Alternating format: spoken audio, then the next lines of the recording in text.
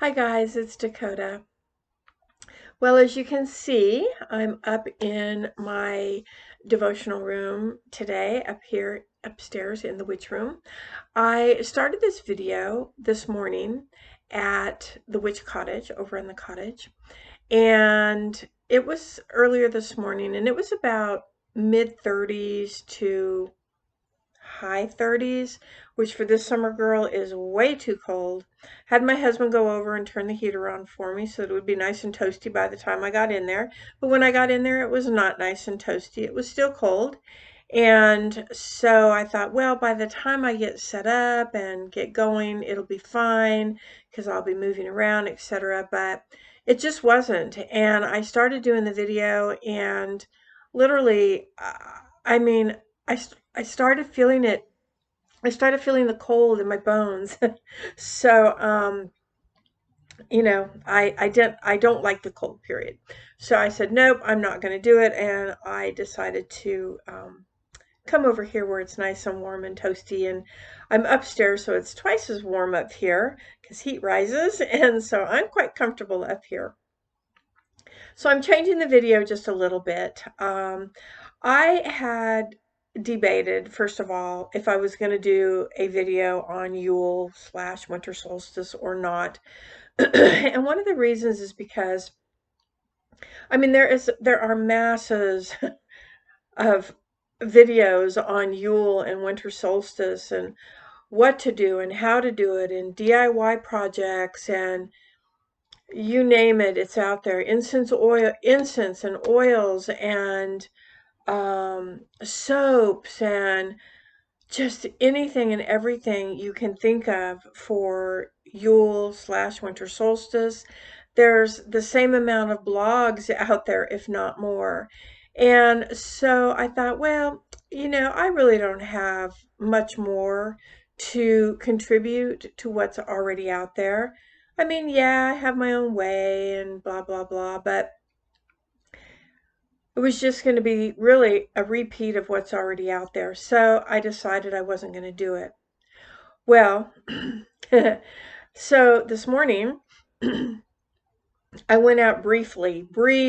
I like to step out briefly, just to observe. I need to observe every day. I like to just go out. I take a quick glance over at the woods. I quick glance over at the gardens, which now are mostly weeds and dying out. But just a quick little brief look.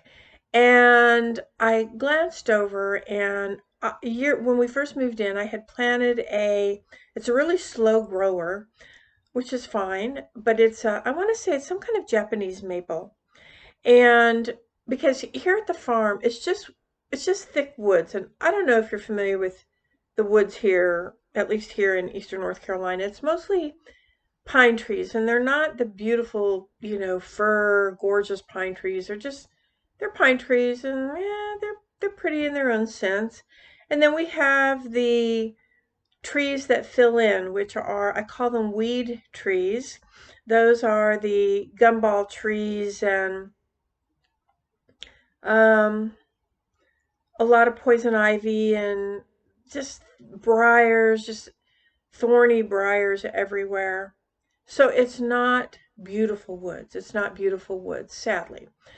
Um, but I noticed, I think it was last week or the week before that, when I had gone out and it was nice outside, and I was doing my little nature walk and taking pictures, which I do, take pictures of everything.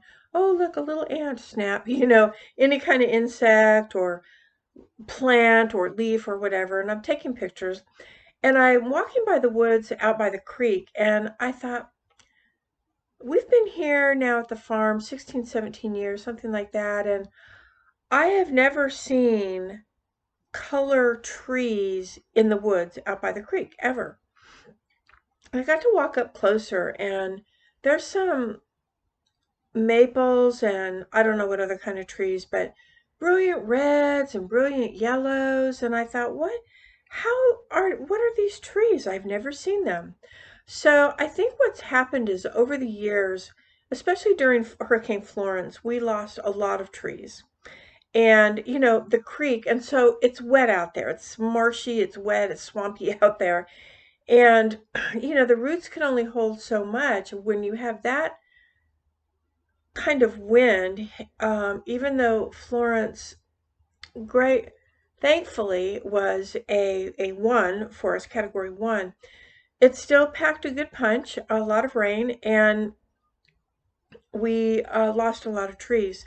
I think what happened was when the trees fell, the canopy of the trees opened up some sunshine, and I think that whoever owned this originally, this land out here, probably had planted some maples and maybe some oaks. We know that there's a few pecan trees that, I promise you, I swear, this is so weird. Again, we've been here 16, 17 years. It's only been the last couple of years that we have noticed these pecan trees, and they're producing pecans. I mean, they've never produced pecans before, and they hang right over the grass. So we would know, because if you mow, or I'm always walking, I would notice pecans on the ground, and never, only in the last couple of years. So it's really kind of neat, kind of cool, right? Well, anyway, so I went over to the one little Japanese, I think it's Japanese maple, whatever it is, that I had planted years ago. Because a couple weeks ago it was brilliant red, brilliant yellow, beautiful, beautiful tree, and it's very small still. But today I went over and I was like, oh, you're losing some of your leaves. And I looked down, and there's the leaves all over, you know, the ground, the soil and stuff. Now I've been learning a topic that isn't witchy pagan per se, but it does pertain to it. And I won't talk about it now. I want to talk about it when I know a little bit more about it. And you might be able to guess by what I'm talking about. So, oh, pardon me. If you hear a rumble, that's the heater. I sit right under it up here. Anyway, so I look down. I'm like, oh, the poor leaves. You know, you're dying. Poor little tree is dying, and but only dying for the winter, which I know because it comes back every year. And I look down, and there's the leaves all over the ground and stuff. And then it sort of hit me, and I thought, oh, see, the beautiful leaves are falling, and this lead in, these colored trees now is a lead in for me into Yule, winter solstice. I Now, being from Southern California, no, we don't have season changes like they do up north. Like, my husband's from Michigan, and I've never been there, but I've seen pictures. Beautiful, beautiful fall colors are just up north. It's so beautiful up there. But in California, you know, if you have a tree, it's in your yard. And so, unless you're up in the mountains somewhere, very few trees. And then here I was delighted when we moved here because, oh, there's woods everywhere, only to find out that you really can't go in the woods because snakes, ticks, briar, you can't get through them without getting torn up. And then you know, and it's not real pretty. So but now we have these colored trees that are coming through, and I'm starting to, this year, started to experience this shift, the energy shift. Now, I don't like winter, you know that. I am not a big holiday person either, whether it's Yule or whether it's any of the holidays. You know, it can be Imbolc, it can be Ostara, Beltane. I'm not saying that I follow the wheel of the year. I give thanks and gratitude to the ancestors every turn of that wheel. I do. But I'm not big on this date is the day. Like the 25th is Christmas. That is the day. Got to have your tree up. You got to have the presents. You got to, don't forget, Aunt Martha's coming. You got to have her present. Um, I'm not into that. I'm not into holidays and celebration type things like that. Nor is my husband. We don't celebrate, he's not pagan, so we don't celebrate Yule. I celebrate Yule. I don't celebrate Christmas. And he doesn't celebrate Christmas because it's not his thing. So we're on equal ground there. It's nice. It's neither one of us. We're not into that. We don't gift give. It's ridiculous. We don't gift give. If we had children, that would be something different. I understand the whole kid thing. What I don't understand is the adults fighting and, acting crazy because, do you think they like this? I mean, what do you think about the color? Da, da, da. I mean, if you're not sure, don't get it. If you're not sure that Aunt Martha's going to like that, don't get it. Because chances are she's not going to like that. She might tell you that oh, I love it. And then she takes it to the local thrift store as soon as she gets home. My husband and I, we're not, we might say happy birthday to each other, happy anniversary on our anniversary, but we don't gift give. We just don't. I would rather he give me, which he's done. He's learning some of the pagan things, which is really funny. And we joke about it all the time with him. But, things like, he's found snake skin. Do you want this? Hey, I found this out in the woods or, in the barn.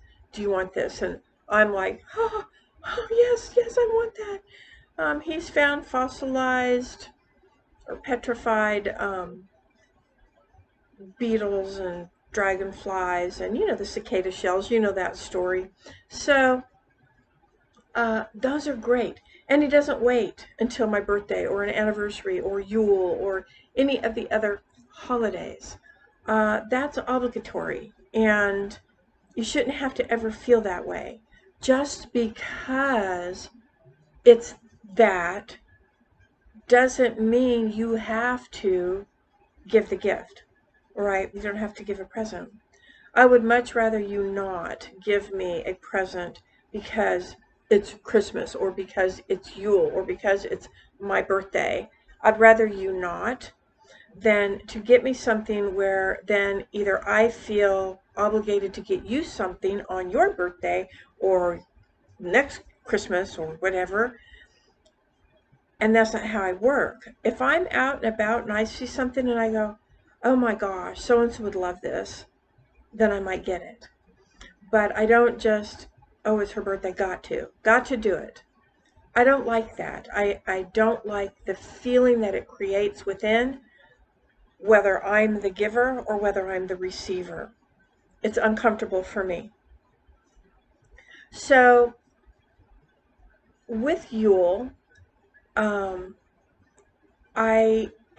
with the dropping of the leaves on the maple tree, and what it is that I'm learning about now, which I'll talk to you about. It's no big secret, but I'm not ready to share that I'm doing it and what it is. I don't know yet. I'm working on learning it. But the leaves, how I interpreted this for Yule, and this is my gift to me. This is how I'm celebrating Yule. I observed that the leaves had fallen off the tree. And now they're covering Mother Earth. And that serves as a blanket for the insects, worms, whatever, within that live below Mother Earth, including the roots of the maple tree. Those leaves serve as mulch, and eventually that mulch turns into, or the leaves turn into mulch, and then the mulch eventually turns into soil. And what that's doing is it's feeding back the nutrients that the maple tree needs, hungers for, that Mother Earth naturally provides at spring. Because, and how this kind of clicked for me is that I went back to looking at the trees in the woods, and I thought, well, I've never seen those trees before, right? Never seen them before. And yet there they are. I didn't plant them. So that means the trees have been there. I don't rake the woods. I don't go out there and rake the leaves out of the woods. I've never even, where those trees are on the creek, I've never even been back that far because it's really hard to get back there. And and yet there they are. They're thriving. They're starting to grow. They're starting to thrive. They're starting to grow. They're getting what they need. Mother Earth has provided that for them. So when if they've been there, they haven't changed color, probably because the other trees kept them from that temperature change. So they probably just stayed green and then eventually died out. And then the leaves fell, and then they've come back, and that whole cycle of life and death. But now, now I see it. Now I'm able to see it, and I know that that's exactly what's happening. Is that the leaves fall from all those trees out in the woods. The pine needles, they serve as mulch. They serve as soil, and they give back. Mother Earth gives, and they give back. And so I went even one step further, and I went, so there we go. That is the cycle, the life, death, and rebirth of the wheel of the year. And at the solstice, at Yule and at the solstice, if you think about it, winter, that's the winter solstice. I mean, that's when the hibernating animals go into hibernation. The bear, the snakes are gone. The snakes have burrowed somewhere. So those animals, they go within for the winter. It's a time of rest. It's a time of slumber. And we think of it in terms as a time of death. For me, because it is that dark time. It's dark. It's getting dark very early here. And by 4:30 in the afternoon, it's like dark out. And so it's this, but it's not death in the sense of, okay, now you're dead, see you, bye. It's a time of rest so that you can be reborn at the first light at spring with new hopes, new desires, and all of that. So we all know the story, because if you've read any stories about Yule, winter solstice, that's the story: life, death, and rebirth. And but to observe it and to actually physically see it is my gift to me. The understanding that I've received from it is really almost overwhelming for me. I see it on videos, I see it in books, I see it on postcards, I see the colors and all of that. I watch documentaries, but it's not the same as when it's in your own backyard and you've already been doing some other work with plant life, and you believe in that life cycle, and you work with the goddess, and you understand, and the god, you work with the goddess and the god, and that that is your belief system. That summer solstice, he's a healthy young man, and he's really out there working hard. We see it in nature. Everything is just vibrant, healthy. And then the first harvest comes at Lunasa, and then we have Mabon, and all that time the god is getting older and older and older, until at Samhain he dies. He goes back into the womb, that darkness, that dark time. He goes back into the womb, and then he's reborn again at Yule. So it's not like I don't celebrate the birth of the sun god. I'm a summer person. I love the sun. I love warmth. I absolutely celebrate the birth of the sun god. I just don't do it in terms of setting up a Christmas tree or setting up a Yule tree, doing the decorations, giving presents to, uh, everybody, because that's what you're supposed to do at that time of year. That isn't, to me, that isn't Yule. To me, Yule is about recognizing what I just told you, recognizing the seasons, recognizing how Mother Earth, how nature works, how we must stand back and observe to fully understand that Sabbath, I guess, if you want to look at it that way. So, yes. So anyway, kind of a long, drawn out little ramble of talk there. But like I said, I had something else planned and it was just too cold in there. But I was going to talk about this time of year anyway. I just probably wasn't going to go that deep into it. But yeah, so that's a really has been really opened my eyes a little bit to the point that those of you that know me and know how much of a summer person I am will know that I'm I'm not there yet. I might do it on Yule. There we go. I might do it on Yule, where I take a little oath, make a little dedication to, I'm saying I might, um, to bundle up so that I don't like to bundle up. I don't like a lot of clothes and hats and scarves and gloves and feeling the cold on my face. I don't like that. But I think in order for me to experience the Sabbath as our ancestors experienced them, at least as far as observation and really being part of the observation, I need to get out there. So, yeah, so that's what I'm working on, and I think I'm going to work on that, and because that was really a revelation for me today. I mean, not really a revelation, I've seen it. Like I said, I've seen it on cards and stuff, but I've never been able to physically touch it. Does that make sense?